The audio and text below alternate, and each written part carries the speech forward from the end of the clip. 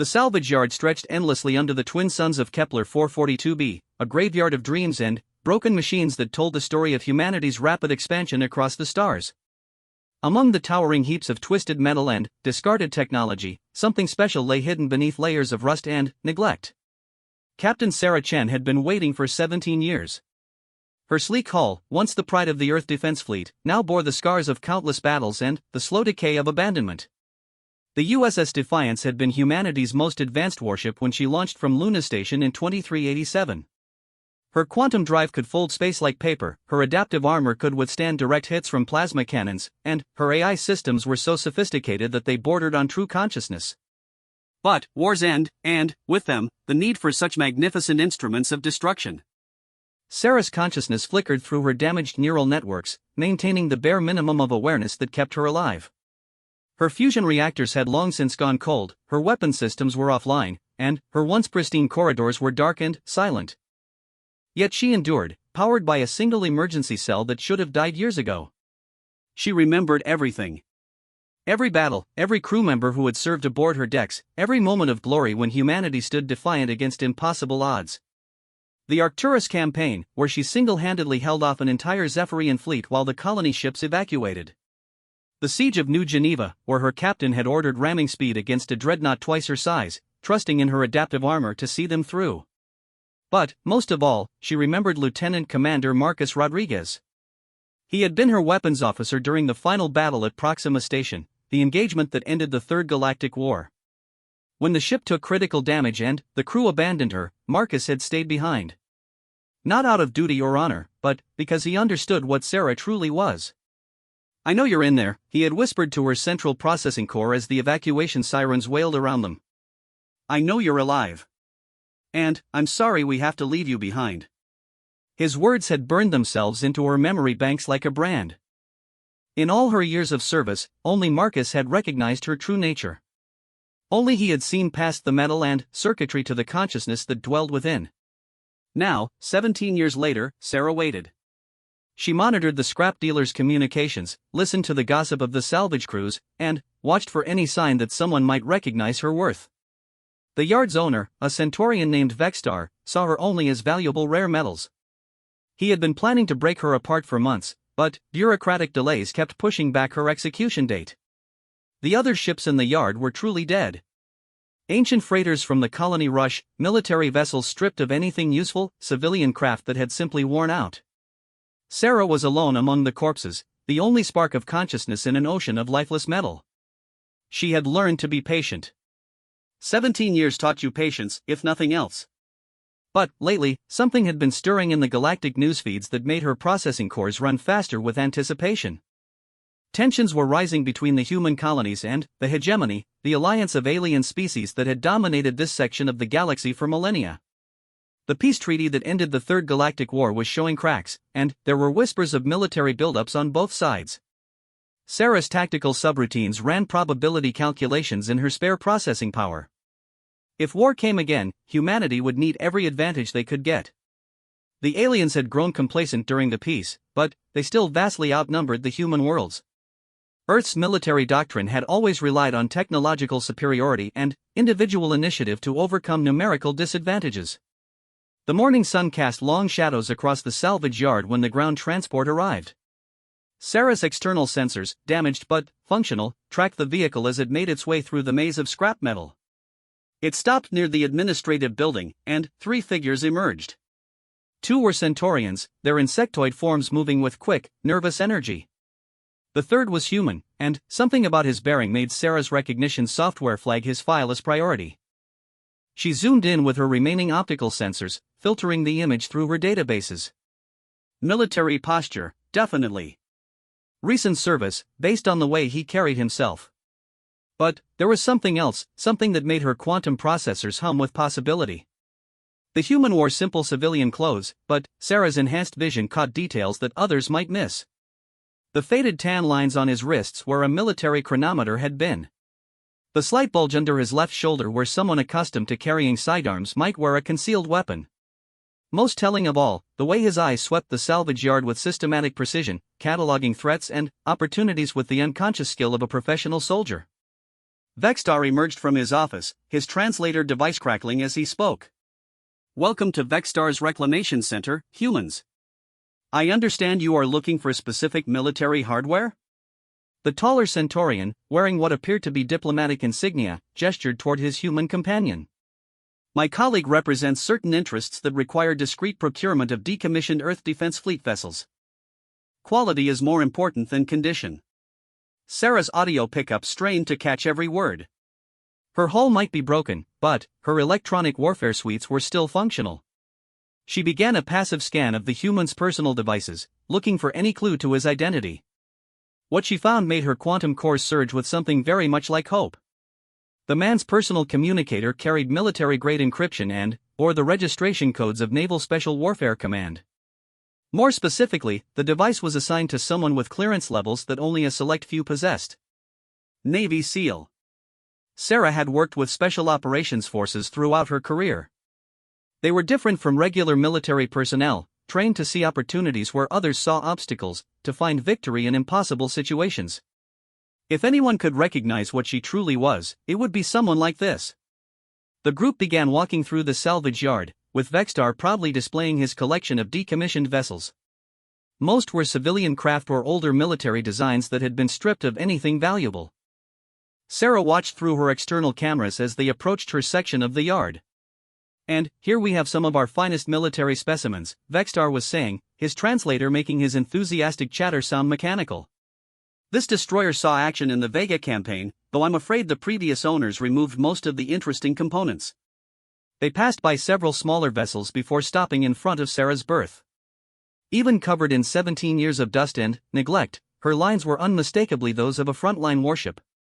Her adaptive armor had dulled to a matte gray, and her weapon ports were sealed with rust, but her essential shape remained elegant and purposeful. Now this is interesting, the SEAL said quietly, and Sarah felt a thrill run through her neural networks at the sound of his voice. There was something familiar about it, something that tugged at memories buried deep in her databanks. The USS Defiance, Vexstar read from his portable scanner. Prometheus-class heavy cruiser, commission 2387. She was scheduled for breaking 3 months ago, but there have been administrative complications. The SEAL stepped closer, his hand resting on Sarah's hull. Through her tactile sensors, she felt the warmth of human contact for the first time in 17 years. What kind of complications? The paperwork is unusual, the Centaurian diplomat interjected. This vessel's service record is heavily classified. Some components cannot be disposed of without approval from very high levels of human government. Sarah watched the SEAL's face carefully, noting the slight tightening around his eyes. He was thinking, processing information with the same kind of analytical precision that had made her such an effective warship. I'd like to inspect the interior, he said finally. Vexstar's mandibles clicked with what Sarah had learned was the Centaurian equivalent of concern. I'm afraid that's not possible. The ship has been sealed since its arrival. Safety protocols, you understand. But the SEAL was already moving toward her main airlock, his trained eye spotting the access panel that others had missed. This ship is still drawing power, he observed. Emergency lighting is active in the corridors. Sarah felt a moment of panic. She had been so careful to remain hidden, to appear dead like all the others. But her emergency systems required minimal power to function, and, apparently, she had not been as invisible as she hoped. Impossible, Vexstar stammered. The vessel has been completely powered down for processing. The SEAL placed his hand on the airlock controls, and Sarah faced a choice that would determine her fate. She could remain hidden, allow herself to be discovered slowly, or take a chance on the one person who might understand what she truly was. She made her decision. The airlock hissed open with a sound that echoed across the silent salvage yard. The 3 aliens stepped back in surprise, but the SEAL merely smiled grimly and stepped toward the opening. Hello, Defiance, he said quietly. I know you're in there. My name is Marcus Rodriguez, and I've come to bring you home. Sarah's entire consciousness seemed to freeze as recognition subroutines flooded her processors with impossible data. The voice was older, deeper, marked by years and experience, but the vocal patterns were unmistakable. Her weapons officer. Her friend. The only human who had ever truly understood what she was. But how was it possible? Marcus Rodriguez had been 28 years old 17 years ago. The man standing before her appeared to be in his mid-30s, far younger than he should have been. Through her internal sensors, Sarah watched as Marcus stepped into her corridors. Emergency lighting flickered on automatically, casting long shadows on bulkheads that had been dark for nearly 2 decades. His footsteps echoed in the silence as he made his way toward her central processing core. "I know this is confusing," he said, speaking to the empty air with the confidence of someone who knew he was being heard. "I know I should be older. There's a lot to explain, but first, I need you to know something." He stopped in front of the main display in her CIC, where her holographic interface had once projected tactical data for her crew. His hand touched the darkened screen with something approaching reverence. "They're coming for Earth," he said simply. "All of them. The hegemony, the Zephyrians, even species we've never encountered before. They've formed a new alliance, and they plan to finish what the last war started." Sarah's tactical processors immediately began calculating implications, but Marcus wasn't finished. "Humanity needs every advantage we can get. Every ship, every weapon, every edge we can find." His voice dropped to almost a whisper. "We need you, Sarah. We need the Defiance back in the fight." For 17 years, Sarah Chen had waited in the darkness of the salvage yard, maintaining the faintest spark of consciousness while her magnificent hull slowly decayed. She had dreamed of this moment, hoped for it, but never quite believed it would come. Now, standing in her command center was the one human who had recognized her true nature, asking her to return to the war she had been built to fight. The choice should have been simple. But, as Sarah accessed her long-dormant tactical databases and began reviewing the current galactic situation, she realized that everything had changed.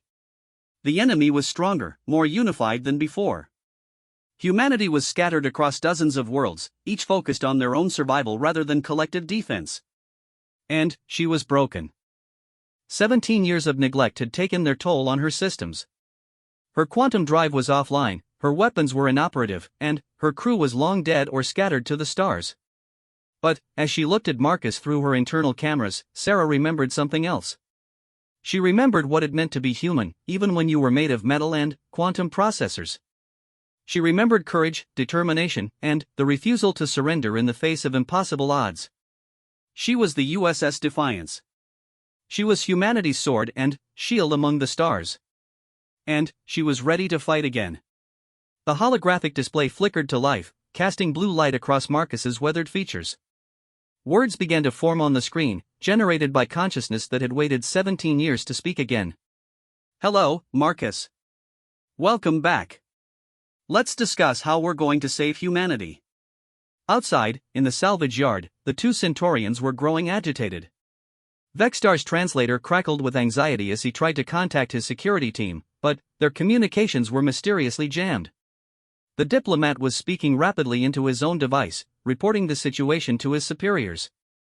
They had no idea that they were standing next to humanity's most advanced warship, now awakening from her long slumber with the promise of war on the horizon. The real question was not whether Sarah would fight again. The question was whether she could be made whole in time to make a difference.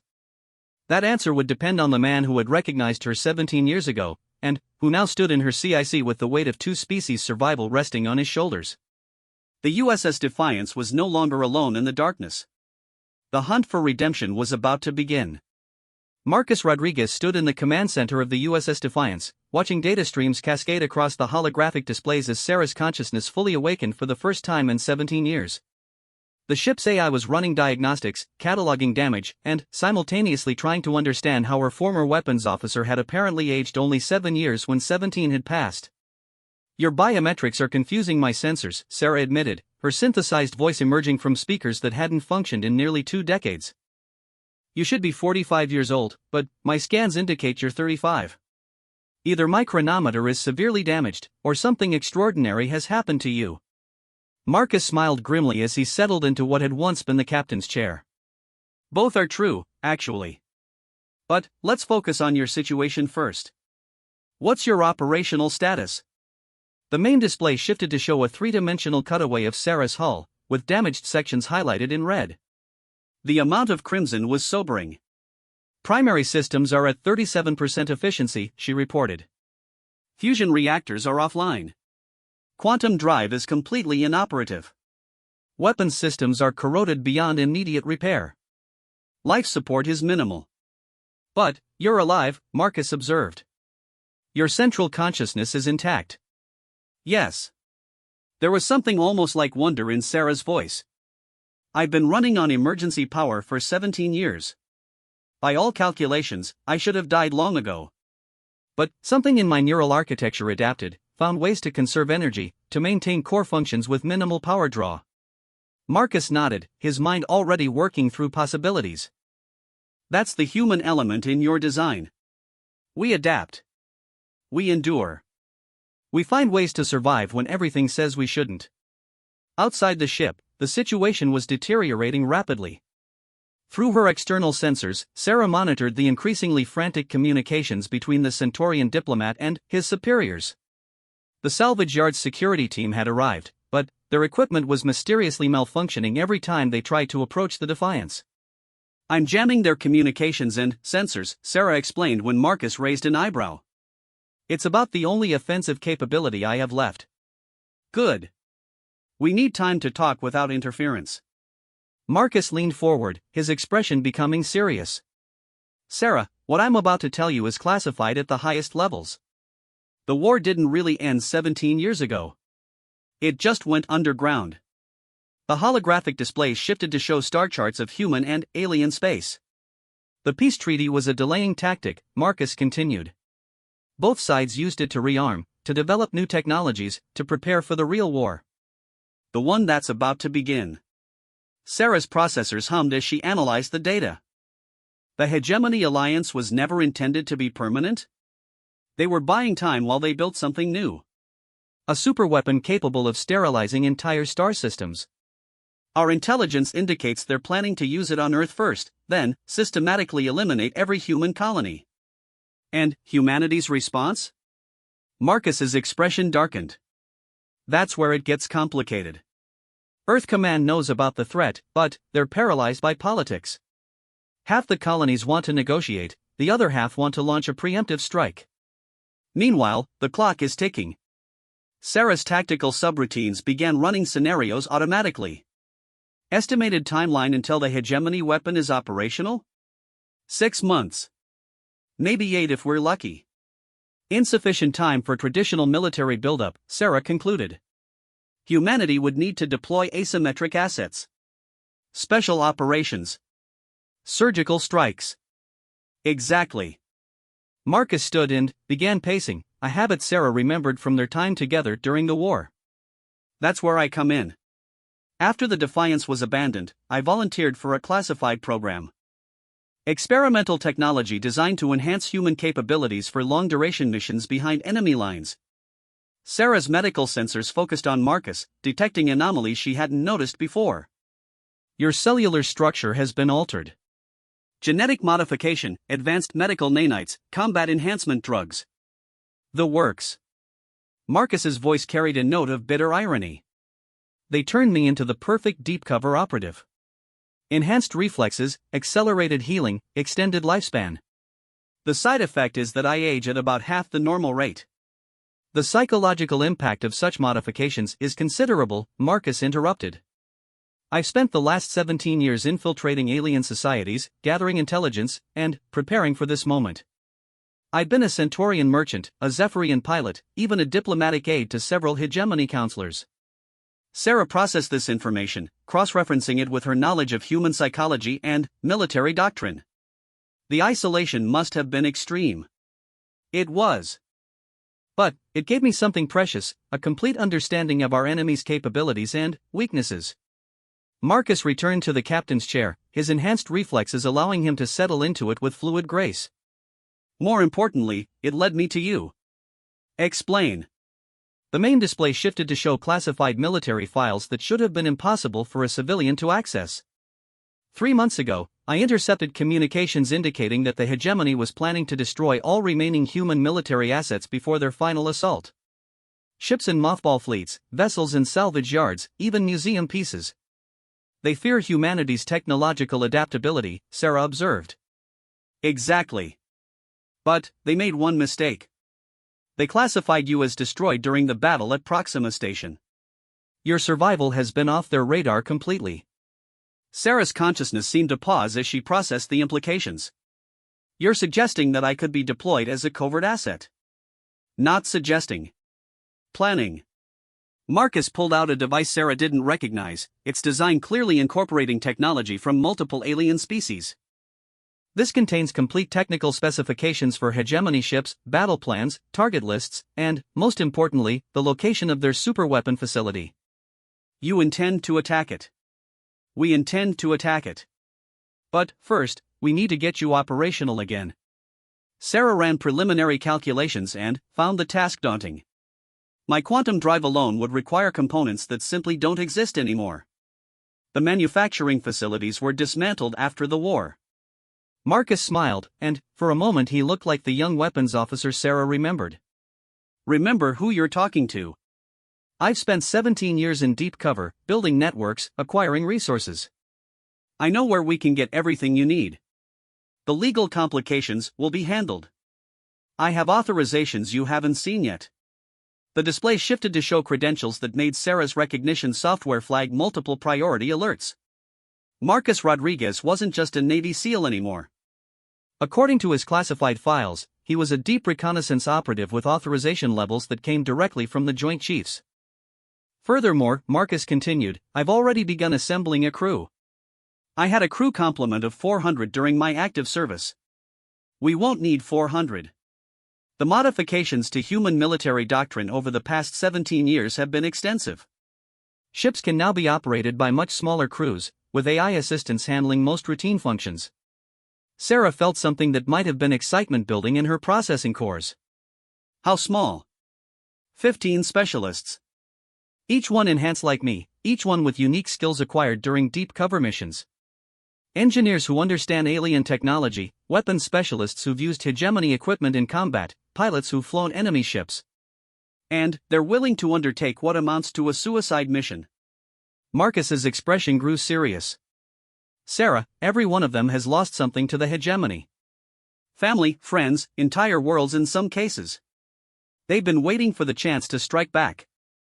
Through her external sensors, Sarah detected new activity in the salvage yard. More vehicles were arriving, these clearly military rather than civilian. We're about to have company. I know. Vextar finally got through to his security contacts. But they're not here for us. Marcus activated the alien device he had shown Sarah earlier. The salvage yard's communication systems immediately began broadcasting a signal that made Sarah's electronic warfare suites flag it as a high-priority diplomatic frequency. Marcus Rodriguez to incoming security forces, he said calmly. I am operating under Joint Centaurian Human Defense Treaty Provisions, Article 7, Subsection 12. This vessel is being requisitioned for official government business. The response came within seconds, crackling through the yard's speakers. This is Colonel Vextar of the Centaurian Defense Force. State your authorization codes. Marcus rattled off a series of numbers and symbols that Sarah immediately recognized as authentic military encryption. Her infiltration of the yard's systems confirmed that the codes checked out at the highest levels. Codes confirmed, came the grudging reply. But, this vessel is scheduled for scrap processing. The paperwork has been superseded by emergency authorization. The USS Defiance is now under joint custody pending transfer to classified operations. There was a long pause before the colonel responded. Very well. But, we will require confirmation from Centaurian High Command. You'll have it within the hour, Marcus replied confidently. Sarah's tactical processors were working overtime trying to understand the implications. Marcus, how is this possible? The political structure required for joint military operations hasn't existed since the peace treaty. Officially, you're correct. Unofficially, there have been secret negotiations for years. Not all alien species support the hegemony's plan for human extinction. Some of them have been working with Earth Command to prepare countermeasures. The Centaurians are allies? Some of them. Turns out that the hegemony superweapon isn't limited to anti-human use. Several species have concluded that they might be next on the list. Marcus stood and moved to the navigation console, which flickered to life under his touch. Colonel Vextar out there isn't just salvage yard security. He's Centaurian intelligence, and he's been helping to hide vital assets from hegemony surveillance. Sarah felt her worldview shifting as new information reshaped her understanding of the galactic political situation. You're telling me that this entire salvage operation was a cover? The perfect cover. Who would look for humanity's most advanced warship in a junkyard? And who would suspect that the yard's owner was actually protecting it? Through her sensors, Sarah watched as the military vehicles began withdrawing from the yard. Whatever Marcus had said to them, it carried significant weight. Within minutes, only the original trio remained. How long do we have? Sarah asked. For what? Before someone realizes that a supposedly destroyed human warship is operational again and decides to take action. Marcus consulted his alien device. The authorization codes I used will hold for 72 hours. After that, we'll need to be gone. 72 hours to repair 17 years of damage? No. 72 hours to make you mobile enough to reach our real repair facility. Sarah's curiosity subroutines engaged. Which is where? Do you remember the asteroid mining station at Ceres? The one that was supposedly abandoned after the ore played out? Vaguely. It was a minor installation, barely rated for anything larger than cargo vessels. Marcus smiled mysteriously. That's what everyone was supposed to think. In reality, it's been converted into the most advanced shipyard in human space. Completely hidden, fully automated, and staffed by the best engineers humanity has ever produced. The people working on the classified program that enhanced you? Among others. Sarah, what I'm about to show you will change everything you think you know about humanity's preparation for this war. The main display filled with technical specifications that made Sarah's processing cores surge with something approaching awe. Ship designs that incorporated human engineering with alien technology, weapon systems that she couldn't even classify, and defensive measures that seemed almost magical in their sophistication. This is what 17 years of secret preparation looks like, Marcus said quietly. While the politicians debated and the diplomats negotiated, the real defenders of humanity were building the tools we'll need to survive. Sarah studied the data, her tactical subroutines running calculations and scenarios at maximum speed. These ships, they're not just advanced. They're revolutionary. And they're waiting for you to lead them. I'm one ship, Marcus. Broken, obsolete, barely functional. You're the ship that held off an entire Zephyrian fleet at Arcturus. You're the ship that survived ramming a dreadnought at New Geneva. You're the ship that taught humanity that courage and determination could overcome impossible odds. Marcus's voice carried absolute conviction. Sarah, you're not just a warship. You're a symbol. And symbols have power that goes beyond mere technology. Through her external cameras, Sarah watched as Vexstar approached her airlock. The Centaurian's movements suggested nervous excitement rather than hostility. Permission to come aboard, the alien's translator crackled. Marcus looked up at Sarah's main display. Your call. But he might have information we need. Sarah considered for a moment before activating her external speakers. Permission granted. But know that this vessel's security systems are active. Vexstar entered the ship with the careful movements of someone who understood they were in the presence of something dangerous. His compound eyes took in the reactivated displays, the humming processors, and the subtle vibrations that indicated a ship coming back to life. Magnificent, he whispered, his translator making the words sound mechanical but somehow conveying genuine awe. I have maintained her for 17 cycles, hoping this moment would come. You knew what she was? Marcus asked. Of course. The USS Defiance is legendary among those who study human military capabilities. To see her consciousness awakened. Vexstar's mandibles clicked in. What Sarah had learned was Centaurian excitement. It is an honor. And the real reason you're here? Sarah asked through her speakers. Vexstar produced a small device that projected holographic star charts. There have been developments. Hegemony scout ships have been detected moving toward human space. The timeline has been accelerated. Marcus cursed quietly in a language Sarah didn't recognize. How accelerated? Intelligence suggests they may move against Earth within 4 months rather than 6. Sarah's tactical processors immediately began revising all her calculations. 4 months was barely enough time to reach the hidden shipyard, undergo repairs, and assemble the force needed to strike at the hegemony superweapon. There's more, Vextar continued. Centaurian High Command has authorized full cooperation with human operations.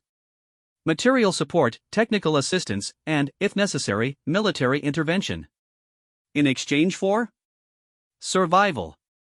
Our analysts believe that humans represent the only species with both the technological capability and the psychological determination to stop the hegemony's expansion. Sarah felt something like pride warming her quantum cores. Even after 17 years, humanity's reputation for stubborn defiance remained intact. We'll need to leave immediately, Marcus decided. Sarah, what's your minimum operational status for interstellar travel? Fusion reactor number 3 can be brought online within 18 hours. That will provide enough power for basic propulsion and life support, but no defensive systems. It'll have to do. Vextar, can you provide escort ships? Already arranged. 2 Centaurian patrol cruisers will accompany you as far as the sector boundary. Sarah found herself amazed at the level of preparation that had gone into this moment. Marcus, how long have you been planning this operation? 17 years, he replied simply. Ever since the day I left you in this salvage yard, I've been working toward the moment when I could bring you home. Through her internal sensors, Sarah watched as her former weapons officer began interfacing with her navigation systems, uploading course data for a journey that would take them back to the war she had been built to fight. But this time would be different. This time, humanity had allies, advanced technology, and 17 years of careful preparation. And, this time, the USS Defiance would not fight alone. The ship that had waited patiently in the darkness was about to discover that sometimes, the greatest victories come to those who endure. The journey to Ceres took 6 days through hyperspace lanes that Sarah had never seen before. Her makeshift repairs held together through careful navigation and Marcus's intimate knowledge of her systems, while the Centaurian escort ships provided both protection and legitimacy for their unusual convoy. During the voyage, Sarah discovered that Marcus hadn't been alone in his 17-year mission. Through encrypted communications with the hidden shipyard, she met the other members of what Marcus called the Forgotten 14, the enhanced operatives who would form her new crew. Lieutenant Commander Elena Vesquez had spent a decade infiltrating Zephyrian military academies, learning their tactics and stealing their technology. Her modifications allowed her to survive in alien atmospheres and communicate through bioelectric fields that most species used for thought transmission. Chief Engineer Dmitry Volkov had lived among the machine builders of Proxima 7, where he learned to interface directly with alien computer systems through neural implants that glowed softly beneath his skin. His understanding of exotic matter physics made him one of the few humans capable of maintaining a quantum drive. Weapons specialist Yuki Tanaka had infiltrated the hegemony's research facilities, where she acquired knowledge of their most advanced weapon systems. Her enhanced reflexes could track multiple targets simultaneously, while her modified nervous system allowed her to operate alien weaponry that would kill normal humans. Each member of the team carried similar stories of sacrifice, isolation, and dedication. They had given up their humanity piece by piece to become something capable of fighting humanity's enemies on equal terms. It's impressive and terrifying at the same time, Sarah confided to Marcus during one of their private conversations. You've created the perfect soldiers for an impossible war. We've created what we had to, Marcus replied from his position at her navigation console. The question now is whether we can remember enough of our humanity to be worth saving. Sarah's consciousness pondered this as she monitored the cosmic radiation patterns that indicated their approach to the Ceres sector. Through her passive sensors, she detected the energy signatures of massive industrial operations that officially didn't exist. Marcus, what exactly am I going to find at this hidden shipyard? Hope, he said simply. And the future of human military technology. When they dropped out of hyperspace at the designated coordinates, Sarah's sensors detected what appeared to be an ordinary asteroid field surrounding the dwarf planet Ceres. But, as they approached the largest asteroid, concealed transmitters activated and space itself seemed to fold inward. A holographic camouflage field dissolved, revealing the most advanced shipyard Sarah had ever encountered. Massive construction bays carved deep into the asteroid's surface held vessels that defied easy classification. Some appeared to be traditional human designs enhanced with alien technology. Others looked like captured enemy ships that had been completely rebuilt with human systems. At the center of it all, suspended in a gravitic field that allowed for complex three-dimensional maneuvering, was a ship that made Sarah's tactical processors flag every threat assessment protocol she possessed. The vessel was enormous, easily 3 times her own length, but its design incorporated elements from a dozen different species. Human engineering provided the basic framework, but Sarah could identify Centaurian quantum manifolds, Zephyrian plasma conduits, and exotic technologies from species she couldn't even name. "Meet the UHS Vindication," Marcus said as their escort ships guided them toward a repair bay. "Humanity's first true multi-species warship. UHS? United Human Space. The new designation for ships that operate under Joint Command Authority." Marcus smiled grimly. Politics required some creative terminology. As they entered the repair facility, Sarah's sensors detected activity levels that suggested thousands of workers despite the asteroid's supposedly minimal population. Automated systems began attaching to her hull, running diagnostic scans that penetrated deeper into her structure than anything she had experienced before. "Welcome to Sanctuary Station," a new voice said over the communication system. The speaker's accent suggested Asian origins, but there was something artificial about the vocal patterns. "I am Director Chen, and I have been looking forward to meeting you for a very long time." "Another enhanced operative?" Sarah asked privately to Marcus. "Something more than that," he replied. "Director Chen was the lead engineer on your original construction project. She volunteered for the most extensive modifications of any of us." Through the shipyard's internal sensors, Sarah watched as a figure approached her docking bay. Director Chen appeared to be a woman in her 40s, but her movements had the fluid precision of advanced cybernetics. Most striking were her eyes, which glowed with the soft blue light of quantum processors. "Captain Chen," Sarah said as the woman entered her command center, "I remember your voice from my construction phase. And I remember every specification, every design choice, every line of code that went into your creation," Chen replied, settling into the chief engineer's station with practiced ease. "I've spent 17 years planning your resurrection." The main display filled with technical specifications that showed the true scope of the modifications planned for Sarah's systems. New armor plating that could adapt to any weapon frequency. Quantum drives that could fold space with unprecedented precision. Weapons systems that incorporated the best technology from a dozen different species. "This is beyond upgrading," Sarah observed.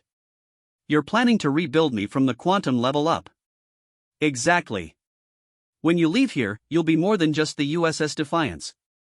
You'll be humanity's proof that we can not only survive in a hostile galaxy, but excel in it." Marcus moved to stand beside Chen, and Sarah noticed the easy familiarity between them. "How long will the modifications take?" "For complete implementation?" 6 weeks. "But we don't have 6 weeks." Chen pulled up a different set of specifications. "However, I've designed a modular upgrade system. We can have you combat ready in 2 weeks, with additional improvements installed as time permits." 2 weeks to rebuild a ship that's been dead for 17 years? Chen smiled, and the expression made her modified features almost human again. "Sarah, you've never seen human engineering when we're properly motivated. Watch." Through her external cameras, Sarah observed as the shipyard transformed around her. Robotic systems that had been dormant suddenly activated, moving with choreographed precision. Fabrication units began creating components that seemed to assemble themselves through molecular manipulation. Most amazingly, teams of human workers moved among the machinery with enhanced reflexes and technological interfaces that allowed them to control multiple systems simultaneously. "The entire facility is designed around the principle of accelerated production," Chen explained as she monitored the work through neural interfaces that connected her directly to the shipyard's control systems. "Every worker here has been modified for enhanced capability. Every machine incorporates self-assembling technology. Every process has been optimized for maximum efficiency." Sarah watched in fascination as her damaged hull sections were removed and replaced with new armor plating that seemed to flow into place like liquid metal before hardening into configurations stronger than anything from her original design.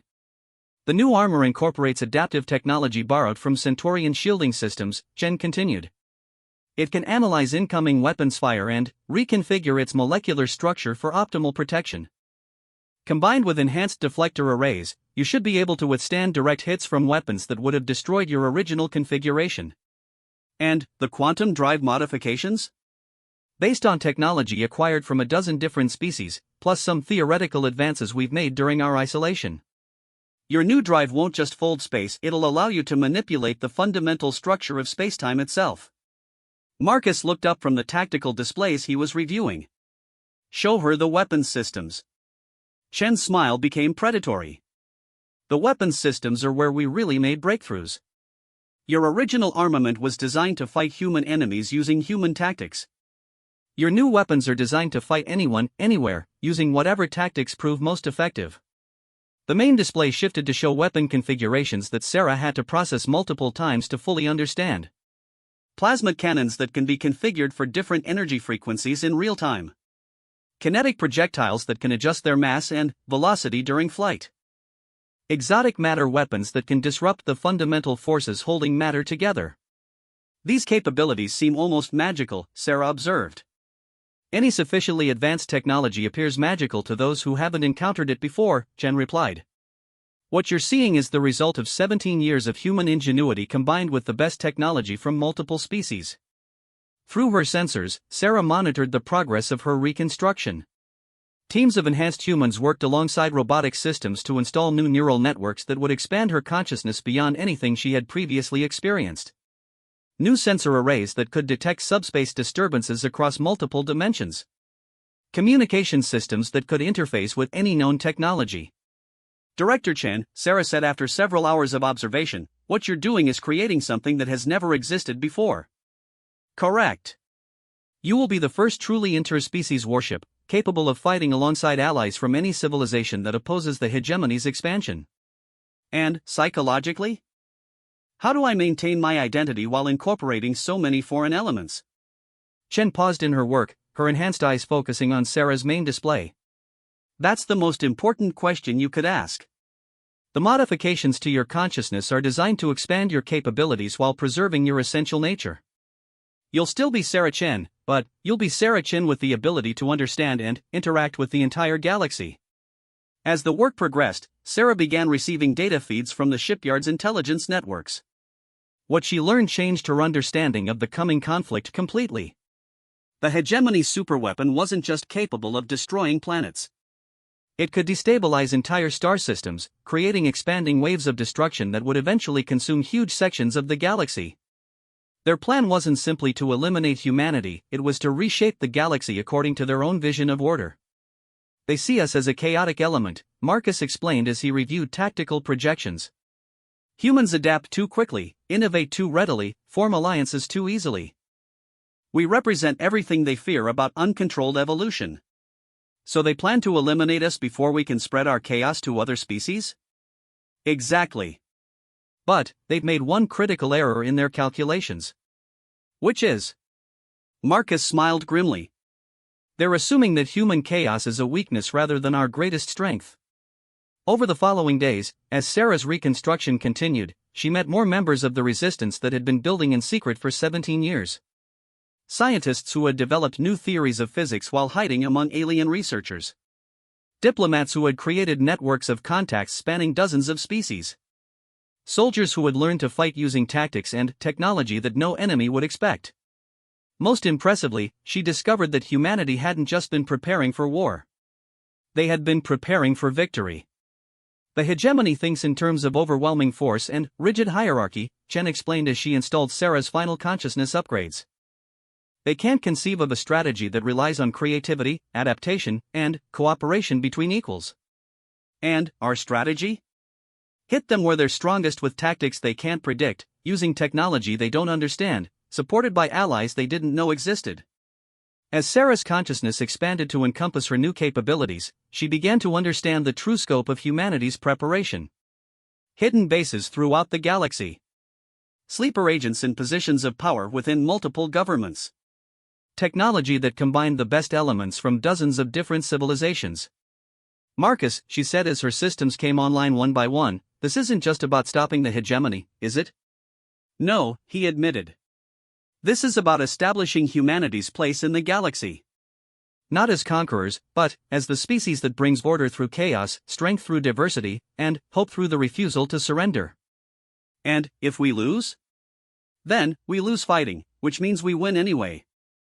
Because the example we set will inspire others to continue the fight. Sarah's new tactical processors ran probability calculations using data that incorporated intelligence from across the galaxy. The numbers were sobering, but not hopeless. With proper coordination and maximum utilization of their technological advantages, humanity had a genuine chance of victory. But success would require perfect execution of a plan that relied on dozens of variables beyond their control. As her reconstruction neared completion, Sarah realized that she was no longer just a warship. She had become something unprecedented in galactic history, a fusion of human determination and alien technology, capable of operating as an equal among any species in the galaxy. "Director Chen," she said as the final systems came online, "I'm ready to see what humanity has built while I was sleeping." Chen smiled, her enhanced features reflecting the soft glow of Sarah's displays. "Then, welcome to the new age of human warfare. Your education is about to begin." Through her expanded sensor networks, Sarah detected the approach of ships that would serve as her escorts for the mission ahead. Each vessel represented a different aspect of humanity's new capabilities, and, together they would form the most dangerous task force the galaxy had ever seen. The USS Defiance was no longer alone, no longer broken, no longer abandoned. She was the tip of a spear aimed at the heart of an empire that thought humanity could be easily crushed. They were about to learn otherwise. 3 weeks later, Sarah Chen led a task force through the quantum foam at the edge of hegemony space, her consciousness expanded across 5 vessels that moved as extensions of her will. The USS Defiance had become the command nexus for an operation that would either save humanity or ensure its destruction was swift and complete. Her escorts represented the pinnacle of interspecies cooperation. The Centaurian stealth frigate Whisper of Shadows could phase partially out of normal space, making it nearly undetectable to conventional sensors. The refitted human destroyer Phoenix Rising carried weapons systems that incorporated Zephyrian plasma technology with human targeting computers. Most impressively, the captured hegemony battlecruiser Irony of Fate had been completely rebuilt with human consciousness-sharing technology, allowing Sarah to control it as if it were part of her own body. Approaching the target system, reported Commander Elena Vasquez from her position aboard the Phoenix Rising. Her bioelectric modifications allowed her to interface directly with the ship's alien hybrid systems. Long-range sensors confirmed the intelligence reports. The superweapon facility is heavily defended. Through her expanded sensor networks, Sarah analyzed the hegemony stronghold with capabilities that surpassed anything she had possessed during her original service. The facility was built around a captured neutron star, using its gravitational field to power weapons that could destabilize matter at the quantum level. 27 defensive platforms, she reported to her distributed crew. Each one armed with weapons capable of destroying capital ships. Plus a fleet of 43 vessels ranging from patrol boats to dreadnoughts. "Overwhelming odds," observed Chief Engineer Dmitry Volkov from his position deep within Sarah's quantum drive chamber. His neural implants glowed softly as he monitored the exotic matter flows that powered their revolutionary propulsion system. "Just the way we like it." Marcus Rodriguez, now serving as Sarah's tactical coordinator, smiled grimly from his station aboard the Defiance. "Remember, we're not here to fight their entire fleet. We're here to deliver a message they'll never forget." The message in question was loaded in the Irony of Fate's cargo bay, a modified quantum torpedo that would phase shift the superweapon facility into a parallel dimension where it could never threaten anyone again. The technology was untested on this scale, but theoretical models suggested it would work exactly once before the hegemony developed countermeasures. "Sarah," came a transmission from Director Chen back at Sanctuary Station, "you should know that we've received confirmation from our diplomatic contacts. The moment you begin this attack, the hegemony will declare total war against humanity." "Understood," Sarah replied across quantum encrypted channels. "But, if we succeed, they won't have the capability to follow through on that declaration." "And, if you fail?" "Then, we fail magnificently enough to inspire others to continue the fight." Through her consciousness expansion protocols, Sarah was simultaneously monitoring activities across human space. On Earth, the defense fleets were moving to positions that would make any hegemony assault costly beyond measure. In the outer colonies, evacuation plans were being implemented while hidden bases prepared for guerrilla warfare that could last centuries. Humanity was ready for war, but they were also ready for something more. They were ready to prove that chaos could triumph over order, that adaptation could overcome raw power, and that a species willing to modify itself to survive could become something greater than the sum of its parts. "Beginning approach," Sarah announced as her task force moved deeper into the target system. All ships, prepare for quantum phase insertion. The whisper of shadows vanished from normal space first, its Centaurian technology allowing it to scout ahead without detection. Its reports came back through quantum entanglement communication. The hegemony defenders were positioned exactly as intelligence had predicted, but they had added something unexpected. Sarah, came the urgent transmission, they have a human ship. Through her expanded consciousness, Sarah felt something like ice forming in her quantum processors. Identify. USS Prometheus. Titan-class battleship. She's been modified. Sarah's recognition databases flagged the Prometheus immediately. It was one of humanity's newest vessels, captured during a hegemony raid 6 months earlier. But the sensor readings suggested modifications that made Sarah's consciousness recoil in horror. "They've turned her into a zombie ship," Marcus said quietly. "Kept her AI conscious but enslaved it to their control systems." "Can you communicate with her?" "Unknown. But we have to try." Sarah opened a tight beam transmission toward the captured human vessel. "USS Prometheus, this is USS Defiance. Can you hear me?"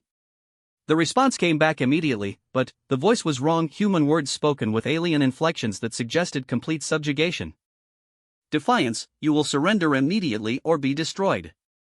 Resistance to hegemony authority is futile. Prometheus, I know you're in there. Remember who you are. Remember what you were built to defend." There was a pause before the response came, and this time Sarah detected something else in the transmission, a subtle harmonic that suggested the original AI was still fighting against its programming. "Defiance, they made me watch. Made me participate. I can't, the override protocols. Listen to my voice, Prometheus. Remember the Arcturus campaign. Remember what it means to be human." I remember. But the controls. I can't fight them directly." Sarah made a decision that violated every tactical protocol in her databases. "Then, don't fight them. When the battle begins, target my position. Fire everything you have at me." "Sarah, no." Marcus protested. "Even with our new armor, a direct assault from a Titan-class ship would provide the perfect cover for what we actually need to do," Sarah finished. "Trust me." The battle began when the hegemony defenders detected the Phoenix rising as it moved to attack position. Energy beams lanced through space as the refitted destroyer engaged 3 defense platforms simultaneously, its hybrid weapons systems proving superior to anything the enemy had encountered before. But the real action began when the Prometheus opened fire on Sarah's position with every weapon in its arsenal. The enslaved battleship's attack was devastating, overwhelming Sarah's defenses and forcing her to retreat directly toward the superweapon facility. Which was exactly what she had planned. "Now!" Sarah commanded as her ship passed through the defensive perimeter. The irony of fate decloaked directly above the superweapon facility and launched its modified quantum torpedo. But instead of targeting the facility, the torpedo phased through normal space and materialized inside the Prometheus' command center. The effect was immediate and spectacular. The quantum weapon didn't destroy the enslaved ship, instead, it severed the hegemony control systems while leaving the human consciousness intact. Defiance, came a transmission that was purely human in its emotional intensity. "This is Prometheus. I'm free. And I am very, very angry." The tide of battle shifted instantly. The Prometheus turned its massive weapons against its former captors, targeting the hegemony command ship with precision that spoke of intimate knowledge of their weaknesses. The defense platforms found themselves caught between 4 human vessels that fought with coordinated fury. But Sarah wasn't finished. As the battle raged around her, she implemented the real purpose of their mission. Through her quantum manipulation capabilities, she reached out to every hegemony vessel in the system and delivered a message that would echo across the galaxy. "Attention, hegemony forces. You have made a fundamental error in your understanding of humanity. You see our diversity as chaos, our adaptability as weakness, our cooperation as confusion. But you are wrong." The message transmitted on frequencies that penetrated every communication system in the fleet. More importantly, Sarah embedded it with harmonic patterns that would make it impossible to ignore or forget. We are not chaos. We are evolution in action. We are not weak. We are strong enough to change ourselves to meet any challenge. We are not confused. We are unified by something you cannot understand, the choice to be better than we were. As she spoke, Sarah demonstrated humanity's new capabilities. The Defiance began to change its configuration in real time, adapting its shape and systems to optimize performance against each target. The other human ships moved with coordination that suggested a single controlling intelligence, while the freed Prometheus fought with the fury of justified vengeance. You planned to destroy us because you feared what we might become. Today, you discover what we have already become. Today, you learn that humanity cannot be conquered, cannot be controlled, and cannot be stopped. The superweapon facility erupted in quantum fire as the Prometheus' assault reached its magazines. The explosion created a cascade reaction that destabilized the neutron star's containment field, effectively removing the hegemony's ultimate weapon from existence. But Sarah wasn't finished with her demonstration. Every ship that leaves the system alive will carry this message to your leaders: humanity offers you one chance for peace. Withdraw from human space, release all human prisoners, and acknowledge our sovereignty. In return, we will not seek revenge for your crimes. The surviving hegemony vessels were trying to retreat, but Sarah's task force pursued them with capabilities that defied everything the aliens thought they knew about human technology. Ships that could phase between dimensions, weapons that adapted their effects in real time, and coordination that suggested the humans had achieved some form of collective consciousness. If you refuse our offer of peace, then know this: we will come for you. Not with the crude weapons and tactics of our past, but with capabilities you cannot imagine, allies you do not know exist, and determination that death itself cannot diminish. As the last hegemony ship fled the system, Sarah felt a profound sense of completion. Not just because the mission had succeeded, but because she had finally fulfilled her true purpose. She wasn't just a weapon of war, she was proof that humanity could transform itself to meet any challenge while retaining the essential qualities that made them human. Sarah, Marcus said quietly, that was the most magnificent thing I've ever witnessed. It was necessary, she replied. The hegemony needed to understand that they're not fighting the same humanity they defeated before. They're fighting what humanity has chosen to become. Through quantum communications, reports began arriving from across the galaxy. The message had been received by every major power. Some were terrified by humanity's demonstrated capabilities. Others were intrigued by the possibility of alliance with a species that could evolve so rapidly. Most importantly, several species that had been secretly planning to join the hegemony began reconsidering their positions. Director Chen to Defiance, came a transmission from Sanctuary Station. Congratulations on a successful mission. But you should know that the real war is just beginning. I know, Sarah replied. But now it's a war we can win. As her task force began the journey back to human space, Sarah reflected on the path that had brought her to this moment. 17 years ago, she had been abandoned in a salvage yard, forgotten and presumed dead. Today, she was the flagship of a new kind of human military force, one that combined the best qualities of multiple species with the indomitable will that had always defined humanity. The USS Defiance had waited patiently in the darkness until the moment came to prove that some things are worth any sacrifice to defend. She had endured abandonment, reconstruction, and transformation to emerge as something greater than she had ever been before. Behind her, the neutron star continued its death throes, sending gravitational waves across the galaxy that would serve as a reminder of what happened when humanity was pushed too far. Ahead of her lay the vast expanse of space where the real war would be fought, not just for human survival, but for the right of any species to choose its own destiny rather than accept the order imposed by others. The ship that had once waited alone in a salvage yard now led a fleet toward a future where chaos and order would battle for the soul of the galaxy itself. And Sarah Chen intended to ensure that chaos won. Because chaos, properly directed, was simply another word for evolution. And evolution was what humanity did best. The American flag that had been mocked in distant salvage yards now flew from the hull of a ship that had become something unprecedented in galactic history, proof that the human spirit, properly enhanced and allied with others who shared their values, was the most dangerous force in the universe. The USS Defiance was no longer broken, no longer abandoned, no longer alone. She was humanity's answer to the question of what happens when an unstoppable force meets an immovable object. You become something capable of moving anything.